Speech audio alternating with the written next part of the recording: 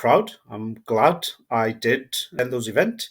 It was a celebration of LGBT communities coming together because they do face some of the deep inequalities and challenges like many other people face. Look, I personally don't agree. If it was me, I wouldn't have attended that. I wouldn't say it's nothing personal. Of course it's personal. Yeah. You've tried to smear my sister's name in public. It's not going to happen. And it hasn't happened. It's had no effect.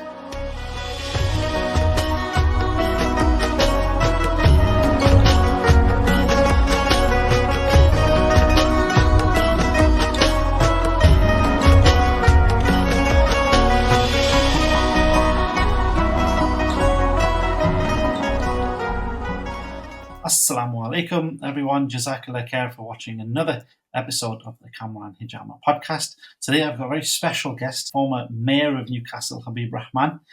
Brother, assalamu alaikum. How are you?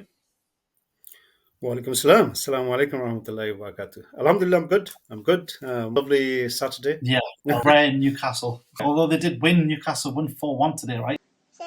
It was a proper thumping. Today. There's a soft spot that I have for the Burnley manager because he's been a fantastic advocate for black managers and black players. Of course, like anybody else in this part of the world, Newcastle is your team. You want your team to do well. Yeah. But at the same time, there's a bigger picture. And certainly from one perspective, I would have loved Burnley to get some points. Yeah, and still. Because we in mainstream professional football, a black role model is you could say non-existent, hardly any, and you've got very few managers or people in a particular position, and those are some of the role models that we need. Very rarely do you get black players getting the opportunity to move on. White professional players, whether managerial within the coaching team or punditry. So my dream as a Bengali born in Bangladesh in a rural village coming to England was I wanted to become a professional footballer. Okay. That's how good I was. Right. Nothing else. Education didn't interest me. Nothing just interested me. All I wanted to do was professional football player. When I arrived here in this part of the world, my initial experience of barriers and the layers of it, discrimination and racism was, I remember my PE teacher telling me that I should be in the cricket team, not on the football team. So very tall PE teacher. I used to look up to him like this. Went very early days in my life here in Britain. So I'm just picking up the language. Obviously, understanding everything that's going on. And he just went, Habib, no, that's not a football. Here, cricket. Yeah. This day, right? Now, Bangladesh cricket team is one of the best cricket team around. Yeah. But I still don't understand cricket. Final match, you perform this happening. I just don't understand cricket. It's not my game. It's not my thing. It never motivated me. I think I went to watch one or two games, and those couple of days was probably the most boring days of my life. Cricket is a long day game. If you don't understand, then you're not passionate and you love. So that was my first set of challenge. That was the first barrier.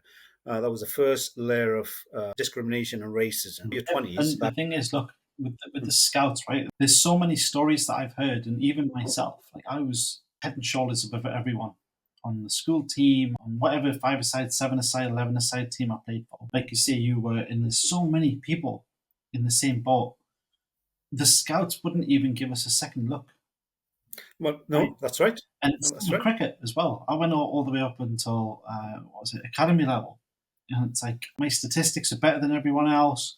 Scouts wouldn't give me a look. And I think there has been a change. You look at the likes of Adil Rashid, Moeen Ali, who've broke into the England national team. But I think down south, it's starting to get better in the Green world, but up north, it's still the same. Absolutely. It's really deep, like you were saying before. And it's like, I was saying to a friend of mine, I was like, what you have to understand. I said, I don't want to be in this country, right? My dad never wanted to be in this country. It's like, we were living peacefully where we were. was like, you guys came over, right? Took everything and left us with no choice, and they had to migrate. I was like, we don't want to be here. I was like, however, we are here now. And justice and equality and being fair and all these things, I was like, you have to come to terms with these things now. Because you're the ones who did that. We were fine. And actually, you're still doing that. If you left the Middle East and Asia alone, we'd probably go back tomorrow. Like, no fun there's no sun over here for a start. You guys actually pay thousands of pounds to go and stay over there for a few weeks on vacation. And I think that's something that a lot of people, they don't even sit and reflect. You know, we lost the ability to sit down and reflect. I wanted to talk about mayoral time at the helm. Worked in proximity with my sister, Councillor Irim Ali. Because I never used to care. You know, just growing up, we were more interested in other stuff, right? But then I was in this group chat, and there was this thing like, oh, you know, Habib Rahman has attended an LGBTQ rally, I think it was, or something. Demonstration, yeah. It was just one after another. Boom. Everyone was piling in. I was like, right, I don't know this guy, but this is ridiculous. And I'm not going to mention names. I put a big message. I was like, hold on a second. Right, has anyone actually spoke to him? Have you directly spoke to him and said, oh, you know, mate, I noticed you were here. Like, what's that all about? Tell me about that. Did these comments feed back to you in those days? And what was all that about? Are you talking about my participation at the Pride event? So I first took part Pride event possibly in 2017, then 2018. For years I couldn't attend. That probably was the last time. Couldn't attend here. So I have attended Pride. I'm proud. I'm glad I did attend those events. It was a celebration of LGBT communities coming together. They do face some of the deep inequalities, challenges like many other people. All the crime and inequalities are the same. It differs for different sets of communities. Could understand the impact and effect it has on someone unless you've experienced it yourself. My white counterparts, who many I call brothers and sisters, that's a fantastic relationship I've got with them.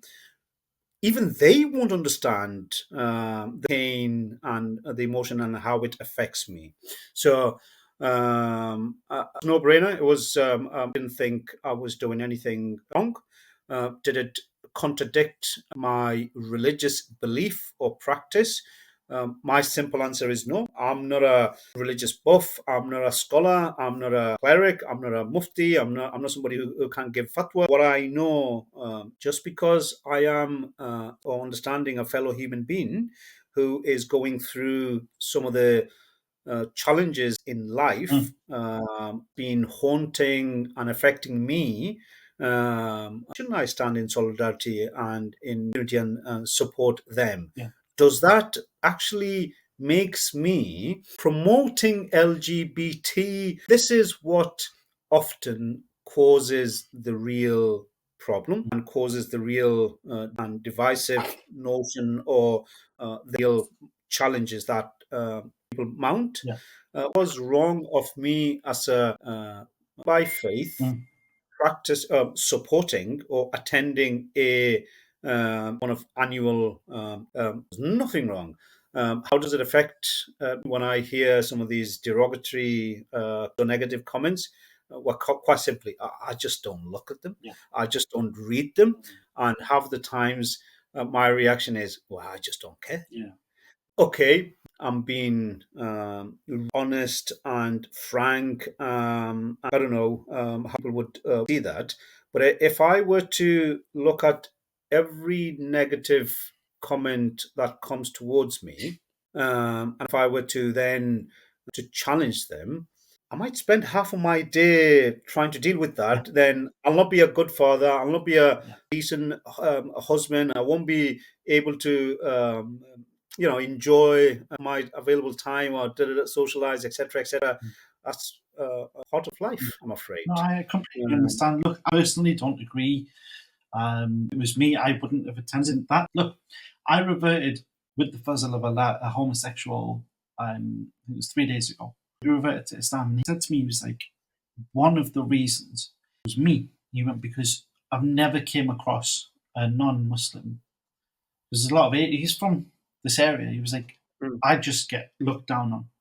He was like, you're the only person who spoke to me like a human on a level. Didn't care about didn't even mention the gay stuff. I say to people, dawah is for Islam is for everyone. Dawah is for everyone. Like, you're gonna preach Islam to a homosexual. Well, the first thing is hate the sin, not the sinner, and the second thing is you need to keep that person close to you. You be approachable. If they look at you like, oh, I can't even go near this person, they're gonna judge me. Well, you failed. That's not what Islam teaches. I don't have the stats. Somebody somewhere will have stats. There are LGBT people around the world who are from various religious faith. There are Muslim LGBTs throughout the world. Maybe the percentage is 0.1, but there are some. Certainly, there's a growing population of LGBT transgender population in India. My last visit to Bangladesh, I'd say about 80% of Bangladesh's population are Muslim by faith, and the other 20% or even less than that are various of different religion. There are LGBT and transgender community in Bangladesh. Yeah. And last visit was to a madrasa, so that's a religious school, that teaches explicit only for transgender and LGBT. Wow. I was blown away. I was like, really? What the hell? There's a madrasa only for transgender and LGBT people? And I was like, wow, that's exactly what we need. Education structure to support someone, not knock them down because of sexuality. And if this is by choice something that they are practicing or they believe in, surely only time will come when they wanted to change. You've got to give people the opportunity. First, you've got to respect them for their individual choice. Okay, don't believe or practice what you do, but I'm going to disrespect you. I'm a human being, and I look at the fellow human being as a human being. Then we'll have a conversation at some point about religion if somebody wants to speak to me about religion. Well done you for giving this individual the opportunity to learn and look on the back of that. So it's your initial approach that gave them the confidence to trust you, that you will not degrade them or look down on them. And then it gave them the confidence to approach you, gaining knowledge and opening up, taking up the deen. Alhamdulillah, mashallah, that's how it should be approached. Muslims have become very selective. They'll mock a homosexual on one hand and then go buy a house with interest on the other hand. And that's two major sins. Right? And it goes back to knowledge. And I first ever campaign was the Free Quran campaign. Because I was like, you guys need to, when I read the Quran, I was like, it's not what I've been taught as a child. God bless my parents. I was like, who else knows about this? And I started giving Quran. I was like, read this seriously, like, it changes your life. And I still encourage anyone watching, read the Quran in a language that you understand. It will change your life. I personally hate democracy. I think it's a flawed system, doesn't work. I'm a big fan of the caliphate system. If you look throughout history, the caliphate system has been more successful and this isn't even the real democracy. It does exist in local elections and it does exist on mainstream, but I believe that it's kind of Labour, Conservative, Lib Dem, whoever it is. I believe in elitism. It exists, and elitism controls all or most major governments. But that's a separate podcast, a separate issue. That's not even getting to that. My dad, may Allah grant him the highest of heavens, possibly was the first person of color to be killed in a racial motivated attack. He was stabbed to death at his own restaurant, having only arrived in Newcastle. He only lasted in Newcastle 9 days. My dad lived in London, working in the factories. He received a call from his brother, who was based here in Newcastle. I convinced my brother to come here in this part of the world, and the brothers were going to go into a business venture. He only lasted 9 days here in Newcastle. Didn't know any of this, no recollection or memory of ever seeing my dad. Dad was murdered in 1977 when I was 3, of that sort of age. I came to Newcastle in 1985, 13, faced with so much challenge to into this horrible weather, cold, freezing weather. Yeah. Tradition, coming from a village where greenery, fruits, mango, rice field, paddy field, everything there, and you come to bricks and buildings, no greenery. Yeah. It's bloody cold. And full of the white stuff come Christmas time. Oh yeah. One day sunshine, mosque to go to.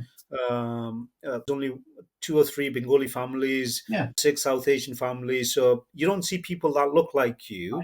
Then spat at, kicked at, stone being thrown at, bricks being thrown at you, to learn the language. All of those challenges I was trying to overcome. And I think within a couple of years, I quickly realized, wait a minute, there's something wrong. Yeah. And I need to fight on. Yeah. I need to fight on. I need to fight back. I need to react. I need to protect myself. Why are people throwing sticks and stones and breaking my bones? I need to really respond.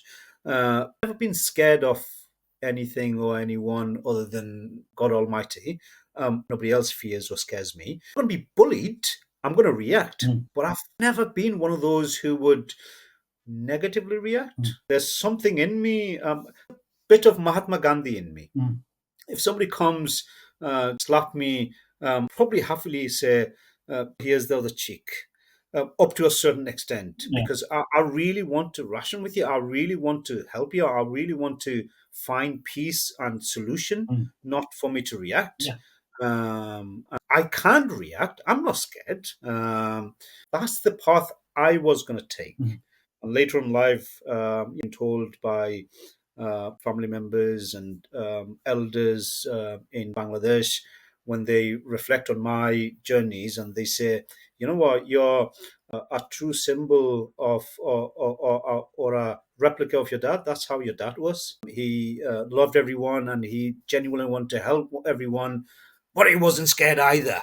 You know, it was always up for a fight kind of thing. So I hear all of this, it just breaks your heart. And on the same time, you know, you look up in the heavens and say, am I doing okay? Am I following your footpath? If there's anything that I've done, please tell me, send me a message somehow.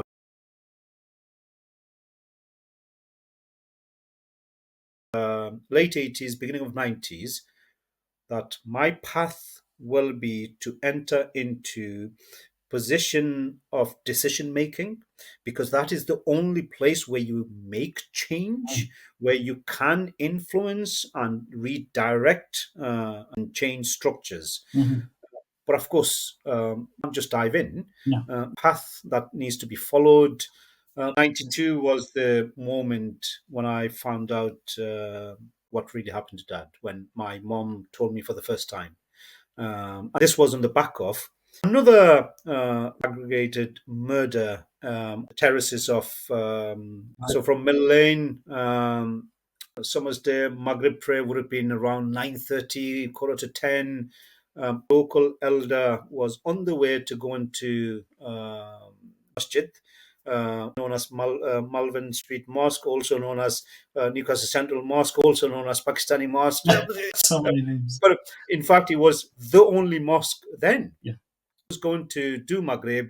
He was wearing his lungi and a flip-flop and a T-shirt and a hot summer's day, crossing the road. White men and youth just jumped on him, and kicked him to death. This is the summer of 1992. It was a terrible experience to be in. I came into the West End from a night out to realize what was happening. And Chachu's daughter was my classmate, and her younger brothers are the ones who are going to the youth club where I'm pursuing a career into youth work. The police at that night arrived some 40 minutes after it was called. Ambulance, it took ambulance 35 minutes to arrive. And that was your layers of institutional racism that existed within the structures. My dad's killer rather, was sentenced manslaughter, 7 years, because he was released after 3.5 years. 7 years for premeditated, cold-blooded murder, and the sentence 7 years manslaughter. Wow. There's your institutional racism that needed to be smashed, that needed to be broken. The police brutality, inequality, and institutional racism needed to be challenged, smashed, and broken. And I was determined that I was going to do anything and everything that is possible. And that's where my journey started. I want to talk about because it's fresh in the memory, the recent campaigns. We've seen a massive shift in the Labour leader, Keir Starmer, came out. I think it was one of the first times a Labour leader's openly supported Zionism, and so many Labour politicians left because of his stance on Palestine. And there was a lot of independent people standing independent to become local MPs. What did you make of that whole thing? What, first of all, try and, in a few words, just explain to people what an independent MP is, and also your reaction to the whole Labour situation since Corbyn to Starmer to what it is now. And then you can kind of segue into why you left as a mayor as well, because I know that had a lot to do with it as well. So response was like a hell's fire that was burning each and every Labour supporter, member, therefore politicians. And let's not forget that, because it affects all of us. And I think this is a very key message that everybody needs to understand, that the party, the leaders, impacts, and it affects each and every one of us. But all of us react and handle and deal with it in so many different ways. So if you're a supporter of the party, you stop supporting. If you're a voter of the party, you stop voting. You stop supporting temporarily. You stop voting temporarily. If you're a member or a politician, so a councillor, a police crime commissioner, elected mayor, or an MP, or even House of Lord, then you find ways to have the conversation with the leader or the leadership in however you find the energy and ways to in those conversations, to really put your views and opinion forward and say, this is how it's affecting me first and foremost. I don't care what's happening behind me. It's firstly how it affects me. Once I've dealt with this, then the next layer is you look at what's affecting everybody else. So when the leader of Labour Party came out, it was nobody could believe what he was saying. Does not matter how they were provoked, if they were provoked, that in a response to the provocation or a response to something, you could now go and withhold power, energy, food, ration, everything else, and go and slaughter. Which decent being would say that? Then the next layer is, okay, so you're a human being, professional, you're a leader, you're a institution you're leading an institution. So you've got to now all of a sudden think of so many different layers. And I haven't come across many world current leaders. And the closest one is probably, I don't want to even utter his name, but Trump. So that's probably the closest one. And that's how critical I'm being of individual. I'm not one who is bashing and lambasting the Labour Party. I'm not one of those. I will criticize, will challenge the manifesto, the particular position. But we really need to understand, and if everybody understood where the sources energy is coming from, you deal with that. Yeah. I've got many comrades and friends who are still Labour voters, Labour supporters, Labour members, Labour sitting politicians. I'm not saying evil in any of them, and I'm not saying or I'm not painting them as I've just painted Keir Starmer. Right. There's a huge distinction that we need to understand. Yeah. So I reacted how I needed to, which one of which was the current sitting Muslim politicians in Newcastle. We WhatsApp and said, "Whoa, what's happened? We need to sit down. We need to have a chat, and we need to figure out how do we mount a challenge. How do we have a conversation here, and how do we have a conversation here with our structure?" So we did what we had to do as human beings first and foremost. Then the other layer of me is, so I'm a human being first and foremost, and the other layers are I'm Muslim by faith, and if you go on to look at other layers, I'm black, I'm South Asian, I'm Bengali, the human being first and foremost. So those are the kind of reaction and steps I need to take. I'm proud of all of my current sitting Newcastle Labour Party councillors. Of having left the party, I'm making this statement that I'm proud of sitting Labour councillors in the position that we united took in challenging the current party leader and in reinforcing and firmly our position on to the party and locally. And it was because of our effort, our collective effort, the Labour Party put out a public statement. Okay, it wasn't a very, very strong statement that we would have wanted to see, but it was a statement.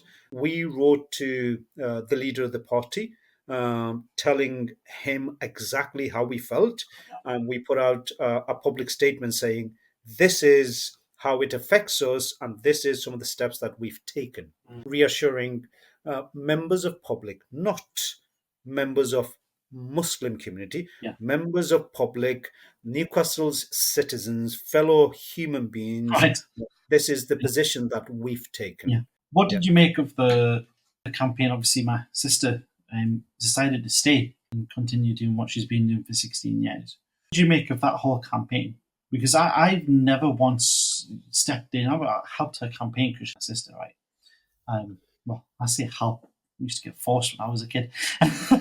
you come and leaflet in there. Okay. I saw the opposition started the smear attacks, vote for her, we voted for genocide. When I spoke to them directly, I was like, that was vile. It was disgusting. It backfired in your face. You've lost. I was like, if you had any credibility before, you've lost it. I understand fully people saying, oh, well, Starmer said this, so you should leave Labour. It's not as simple as that. Because one, she's serving Wingrove, local stuff, right? It's smaller scale. And two, they can be changed from within. If Starmer leaves tomorrow and we get another Jeremy Corbyn, what's people going to say? Oh, right, now go join Labour again. Yeah.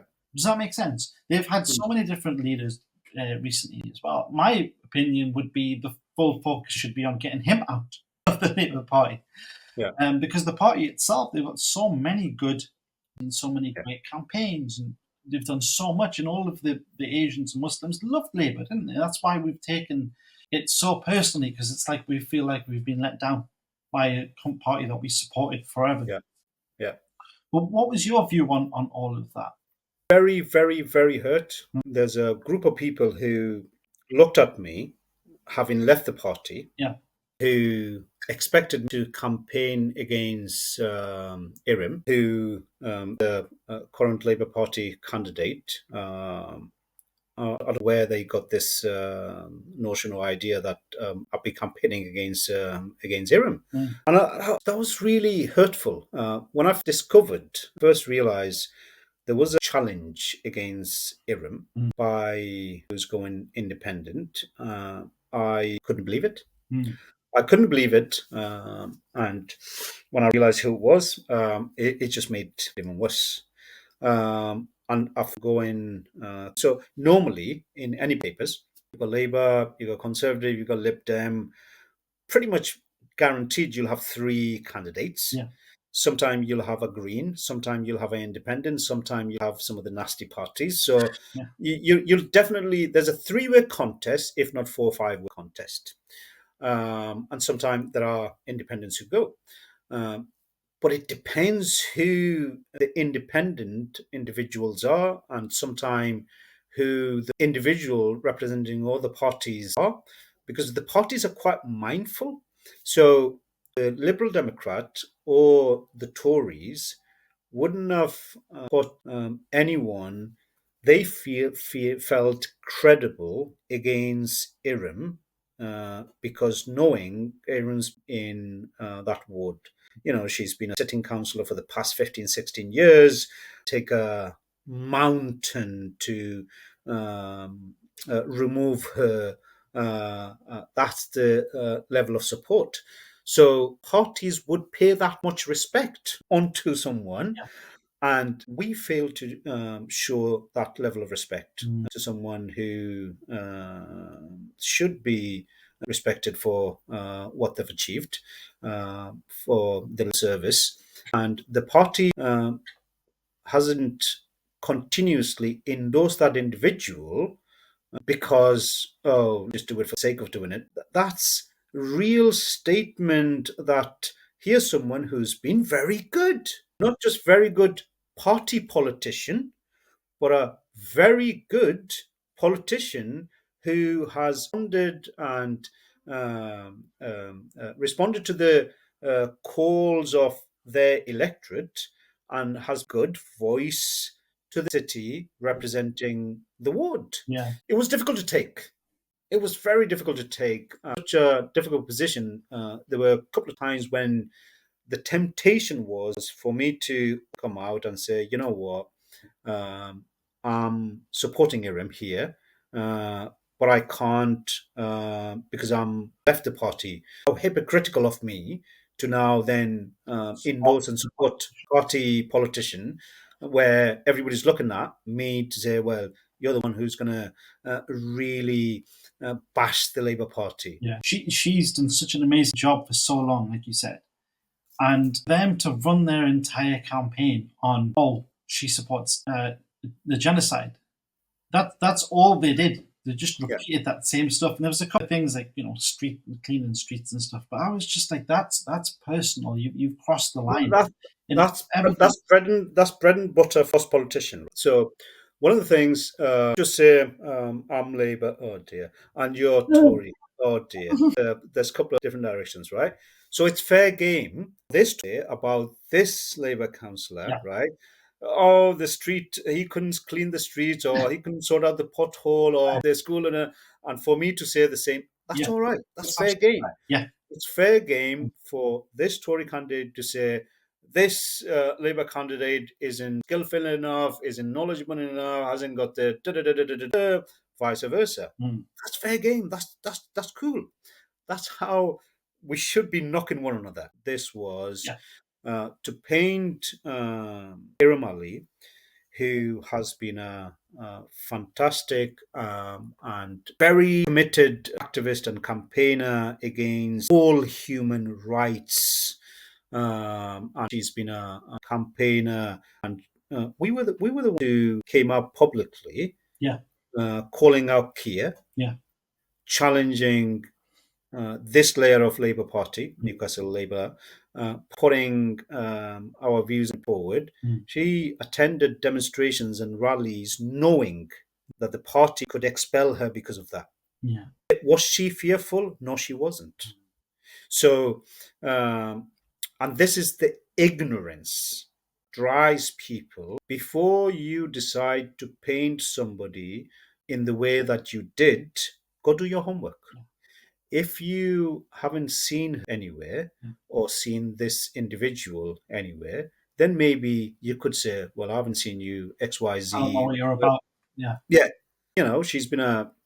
She's led. I've been to so many campaigns with a campaign on Kashmir, on Rohingya, on Rwanda, on Bosnia, on Roma, genocide, Palestine solidarity campaigns, annual event recognizing and remembering the Nakba. Now, hey, look, I can't go to every demo and rally. That's reality, because in one of the days I've got to feed my baby, I might be in hospital, and another day I might be doing this, and for somebody to say just because you haven't attended every demonstration and every rally. It shows you the level of intellect. Let's just call it what it is. It shows you the level of intellect, and it's like you're not even, you shouldn't even be in the conversation. Like it's like when you've got no training in boxing and you walk into the ring and you're just doing that, and the other person's just like, bosh, and, You know what? You know who came out real winner out of this is Irim, because it was. I remember earlier I touched on the devil and the evil inside of us. Yeah. We all have it. Of course. Not many of us are brave enough or daft enough like me on public platform to say, "There's a devil in me. The devil come out." Every one of us have that moment where you think, you know what? I'm going to punch back, or I'm going to kick back, or I'm going to fight back. And what she did was, right, if this is the kind of dirty politics they want to play, let them crack on. I'm not going to lose myself. I'll still remain to be the person that I am, and I'll continue with my campaign going forward. And I'll just to bring it home within the Muslim community. So, Alhamdulillah, I attended many pro-Palestinian showing my solidarity, because that's one of the least thing that I can do, besides providing financial support and praying for all those young children and the institutions and political leaders. Every demonstration and rallies I went to, I probably was one of 3, 4, 5, 6, no more than 10 brown face Muslim there. And then what we have is the very Muslim in the hundreds and thousands are now saying to me, "What have you done for Palestine?" And let me flick that and say, well, actually, I was one of the 10 people who not only prayed and continuously prays in every namaz and after namaz when we are lifting our hands, continuously financially offers those who can, continuously challenging political institution and leaders, world leaders, also continuously physically turning up. Right. And you're not doing that. Writing to the leaders, you're probably praying and you're probably releasing some aid, but you're not doing the other 2, 3 layers that I'm doing, Irim's doing, many of us are doing. What have you done?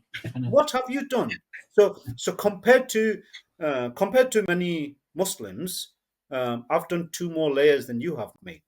No, mate, you're absolutely right. It drives me insane sometimes. And American politics is the best for this. It's like Donald Trump said in an interview many years ago. He was like, "If I ever run, I'll run as a Republican because they're the easiest ones to fool." Yeah. It's like he's already planning on fooling people, and he's not even running as a candidate yet. And it was really sad for me to watch, because it's like people. It's like, where have you been for the last 16 years? You know she supports Palestine. You've seen her at rallies. You've heard her speeches. You've read her posts. You know what her family think of the whole situation. It's like, where are you even getting it? And it was really sad to see people just be like, "Oh, well, this is this," and then adding 2 and 2 and making 10 and voting the other way. If you want to vote against her for the right reasons, of course, loyalty in politics in that sense, you do what you think is right. But I just feel like people did it for the wrong reasons. And Absolutely. She kept her integrity, she kept her calm and patience, and she won anyways. Absolutely. I'll say to people of Wingrove, that's the ward that Irim represents, and I say to the people of LZ ward that I represent, you know what? Find a better candidate, skill-wise and quality-wise than Irim, and I'll probably also join that campaign to support this one who's better than Irim. Yeah. Similarly, find someone who is better qualified than I am in Elzig, and I might just say, you know what, it's time for me to walk. Let him have it, or let her have it, because he or she is better than me. Yeah. Until then, just do the sensible thing and the right thing. Leave the character assassination. This is the real fitna that we create by painting someone and you haven't realized how much it hurts, how much it affects. Um, Honestly, I don't get emotional all too often because I suffered so much. I just don't have any more tears left in my eyes. But when I saw some of those crap, and I just couldn't believe it, especially that image where there was a poster, Irim's poster, and it said genocide supporter, and there was one that says Israel supporter, something along those lines. I just It was low. It was low. They crossed the line. it was it Crossed was the line. it was very very it was disgusting. Mm. And what makes it worse, right? It wasn't a bunch of far right extremists who were coming up with those messages. Yeah. It was fellow South Asian, fellow Muslim brothers and It's sisters. people we know. Like we actually know them, you know? It's people we know, You know, and it's and gosh, that's just we wanted to like get insight. I wanted to react straight away, but at the same time I took a step back and tried to find understanding. I was like, okay, they're doing it for this reason, but people will see. People know. had Irim lost that election on Thursday, the successor. I don't think they realize what they would have posed, so and what they would have achieved. So right at this moment, right, is in the history books of Newcastle, the first and in fact the only hijab wearing woman who is in the front bench of politics, Mm. has surpassed every other black faces in Newcastle in terms of length of political service. And do I think there will be many other BAME Muslim black individuals who'll be able to clock up 16 years local democracy, local politics? The way I want to see local democracy, I'll say, no, I don't think so. So it doesn't matter how much one tries, can't take the history books off her. You can't take anything off her. She's achieved almost everything. Here's someone who still has a lot to achieve and a lot to go on. Sure. And the decent thing and the right thing, and I'm saying this somebody who's left the party. Yeah. Even for me to look at Irim, and I'm looking at Irim and saying, you know what, I'm coming nowhere near you because I want to see you moving further up. Yeah. So why would I? Yeah, you know what? Why Also. exactly? If I were to mount a challenge and knock you off, then I've knocked off the entire black community in terms of bigger picture for us to move on. She is currently the only. I better get that right. Yeah, she is the only Muslim woman. We want to see more and more Muslim women there. Well, the Muslim women aren't going to look at this Muslim and get inspired and motivated, would they? Absolutely, So and these things matter more. Honestly, exactly, in exactly, the long yeah, run, they absolutely matter more. yeah. And yeah, there's a lot of accusations of misogyny and all that kind of stuff. And like, I just looked back at it and I was just like, yeah, this woman has single-handedly taken all of you on without much promo and won. I wouldn't say it's nothing personal. Of course, it's personal. Yeah. You've tried to smear my sister's name in public. It's not going to happen. It hasn't happened. It's had no effect. She came out a winner. Yeah. And that's the sign of her character. Yeah. She did exceptionally well, and maybe that is another example where affiliation and sentiments are. We all understand, or proportion of people understand that Irim isn't Keir Starmer, and every other Labour supporter, voter, member, and politician aren't Keir Starmer. Exactly. Keir Starmer isn't Labour Party. Yeah. Keir Starmer, right at this moment, is the leader of the Labour Party who has a particular stance, and that stance, view, and opinion is not shared by everybody else. Hallelujah. Thank you so much.